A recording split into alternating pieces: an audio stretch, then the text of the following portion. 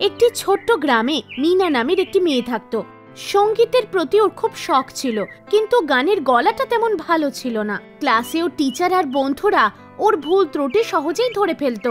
মিনা, সুরে গাও, সুরে গাও, তোমার আওয়াজে স্থিরতা কম রয়েছে। হ্যাঁ গুরুজি, আমি চেষ্টা করছি। মিনা কখনোই ঠিক করে গাইতে পারবে না। বন্ধুর কথা শুনে মিনা নিজের কনফিডেন্স হারিয়ে ফেলে আর গাওয়া বন্ধ করে দেয়। মিনার শুধুমাত্র একটাই স্বপ্ন ছিল, সঙ্গীতে মহারত হাসিল করা। কিন্তু যখনই ও গাইতো ওর আত্মবিশ্বাস আরো একটু করে কমে যেত।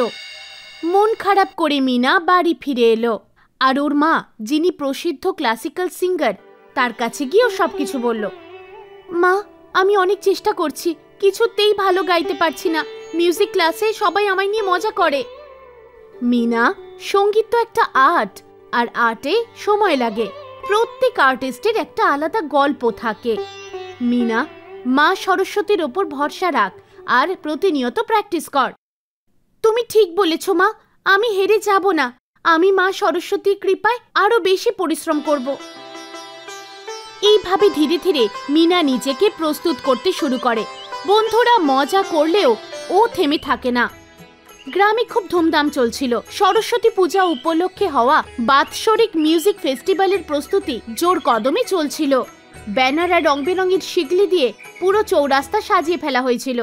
ভাই ও বোনেরা, এবছরের মিউজিক ফেস্টিভ্যাল আমাদের জন্য বড়ই স্পেশাল।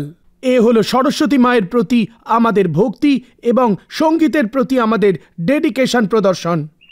এই সমারোহ তো সত্যি ধামাকাদার হবে। আমিও এখানে কিছু একটা করে দেখাবো। আরে বাহ মিনা, তুই পারফর্ম করবি? আমি তো অবশ্যই তোর পারফরমেন্স দেখতে আসবো। সমারোহের ঘোষণা হতেই সব বন্ধুরা ভীষণ উৎসাহী ছিল। কি, মিনাও এই সঙ্গীতে অংশগ্রহণ করবে, যে সঙ্গীতের অবা কথাও জানে না? মিনা আহত হয় আর লজ্জার সঙ্গেও বলে, আমি পুরো চেষ্টা করব। চেষ্টা করলেই হয় না মিনা, আসল ট্যালেন্টও দরকার, যা তোর মধ্যে নেই। রাহুল, এই কথা কিন্তু একদম ঠিক নয়। যাই হোক, সত্যিটা তো সত্যিই হয়। আমি তো সত্যিই বলছি। দেখা যাক এবারের সঙ্গীত সমারোহে তুই কি করতে পারিস। মনে রাখিস, গান খেলা নয়। রাহুল, যে গ্রাম প্রধানের ছেলে আর অসাধারণ বীণা বাদক ছিল, প্রথম থেকেই মিনার সঙ্গীতের প্রতিদ্বন্দ্বী ছিল। ও মিনার প্রতিভা নিয়ে প্রায় মজা করত, যা মিনার জন্য একটা বড় চ্যালেঞ্জ হয়ে গেছিল। মিনা কাঁদতে কাঁদতে সরস্বতী মন্দিরের দিকে এগিয়ে যায়। অনেক কিছু ভাবতে ভাবতে ও সরস্বতী মন্দিরের সিঁড়ি উঠতে থাকে। মা সরস্বতী, আমি প্রতিদিন সঙ্গীতের জন্যই বাঁচি, কিন্তু আমার কনফিডেন্স কমে গেছে। রাহুল আর বাকিরা আমায় নিয়ে মজা করে, আমার মন খারাপ হয়। আমি সত্যিই সঙ্গীতে ভালো নই। আমার আপনার আশীর্বাদের প্রয়োজন। আমাকে সঠিক রাস্তা দেখাও মা। ওপরে স্বর্গে যেখানে সরস্বতী দেবী ছিলেন, ওখানে নারদ মুনি আসেন। দেবী সরস্বতী, ধরিত্রীতে আপনার এক ভক্ত মিনা সঙ্গীতের প্রতি বড়ই নিষ্ঠা দেখাচ্ছে। আপনি কি ওকে সাহায্য করবেন না?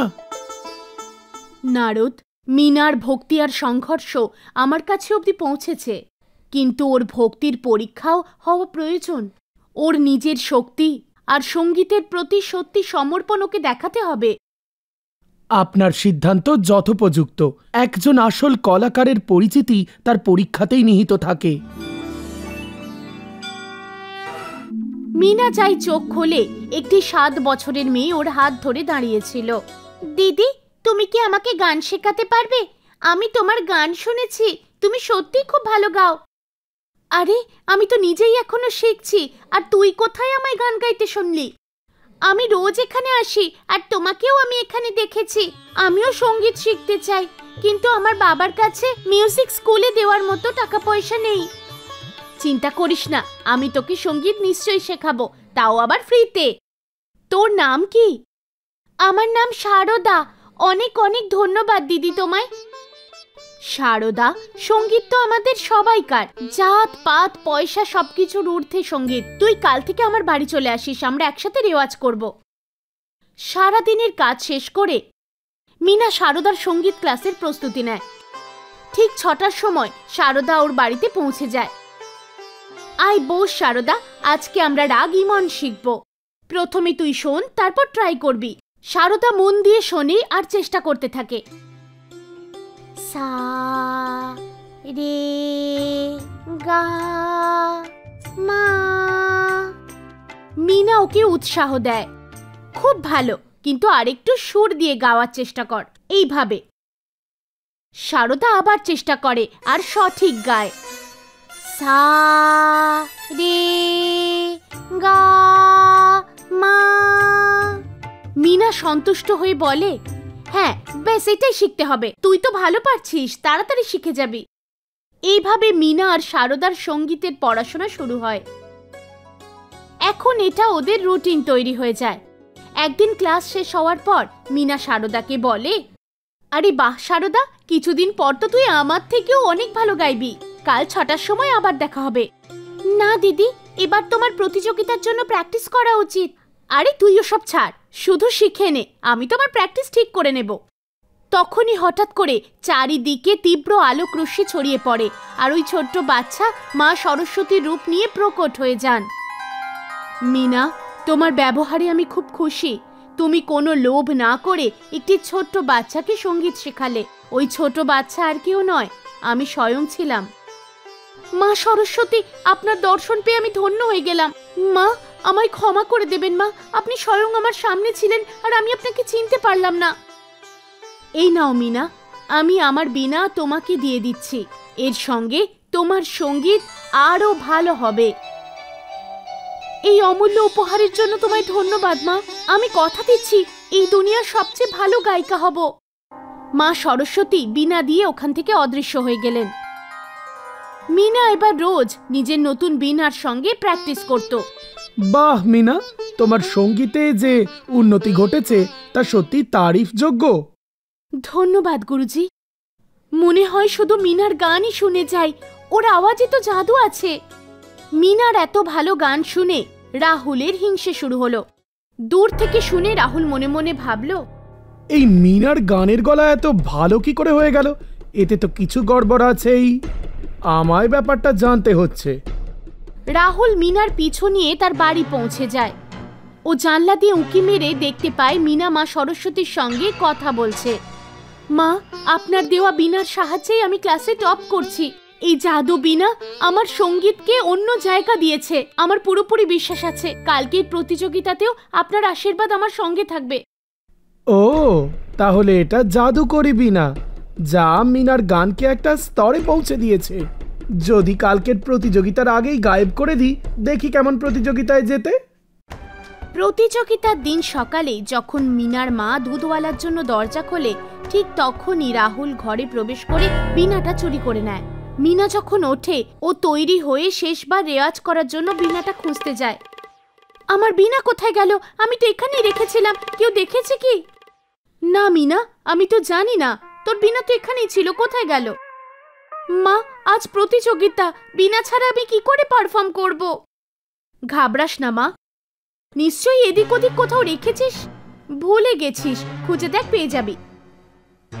মিনা বাড়িতে সব জায়গায় বীণা খুঁজতে থাকে, কিন্তু কোথাও পায় না। ওর মন নিরাশায় ভরে ওঠে। নিরাশ হয়ে মিনা প্রতিযোগিতায় পৌঁছে যায়। ওখানকার পরিবেশ আনন্দে পরিপূর্ণ ছিল, সবাই নিজের পছন্দের প্রতিযোগীর জন্য অপেক্ষা করছিল। মিনা তৈরি তো? তোমার দারুণ সেই বীণাটা প্রদর্শন করবে না? বীণা ছাড়াই বোধহয় তোমায় বসতে হবে। পরবর্তী প্রতিযোগী মিনা, যে আমাদের রাগ ইমন শোনাবে। মিনা রাহুলের কথায় পাত্তা না দিয়ে মঞ্চের দিকে এগিয়ে যায় আর নিজেকে বলতে থাকে, মা সরস্বতী, আমাকে রাস্তা দেখান। মিনা যে এতদিন ধরে প্র্যাকটিস করেছিল তা সার্থক হলো। সবাই ওর প্রশংসা করছিল। ওর গান এত সুরেলা ছিল যে চারিদিকে ওয়ান্স মোর ধ্বনি উঠেছিল। মিনার মায়ের চোখে জল এসে গেল। মিনা, তুই তো আজ সবার মন জিতে নিয়েছিস। তখনই রাহুল নিরাশ হয়ে যায়। এটা কি করে সম্ভব? ওর ওই বীণা ছাড়াই। প্রতিযোগিতার পর রাহুলের খারাপ লাগতে শুরু হলো। মিনা, আমায় ক্ষমা করে দাও, আমি তোমার বীণা লুকিয়ে রেখেছিলাম, ভেবেছিলাম আমি প্রতিযোগিতায় জিতে যাব। আমি ভুল করেছি মিনা। তোমার পারফরম্যান্স দেখে আমি বুঝেছি আসল প্রতিভা তো ভিতর থেকে আসে। রাহুল, আমি তোমায় ক্ষমা করলাম। এবার আমরা দুজনে মিলে সঙ্গীতের দুনিয়ায় আরো এগিয়ে যাব। প্রতিযোগিতার পর মিনা নিজের বীণা আর ট্রফিটা নিয়ে মন্দিরে যায়। মা সরস্বতী, এই ট্রফি আমি আপনাকে অর্পণ করতে চাই। আপনার সঙ্গে রেওয়াজ করেই আমি মিউজিক সম্পর্কে জানতে পেরেছি। এই আপনার বীণা, আমি নিজে পরিশ্রম করব আর সবার থেকে ভালো মিউজিশিয়ান হয়ে দেখাবো। মিনা, তোমার সঠিক প্রতিভা তোমার ভেতরেই আছে। এই বীণা তো কেবল একটা মাধ্যম ছিল। ধন্যবাদ মা, আপনার আশীর্বাদেই আমি সঙ্গীতের গভীরতাকে চিনতে পেরেছি। এইভাবে মিনা নিজের সঙ্গীতের সফর আবার শুরু করলো, যেখানে ওর নিজের পরিশ্রম আর ভক্তির মাহাত্ম্য ছিল। ও এবার নতুন রাস্তায় এগিয়ে চলল।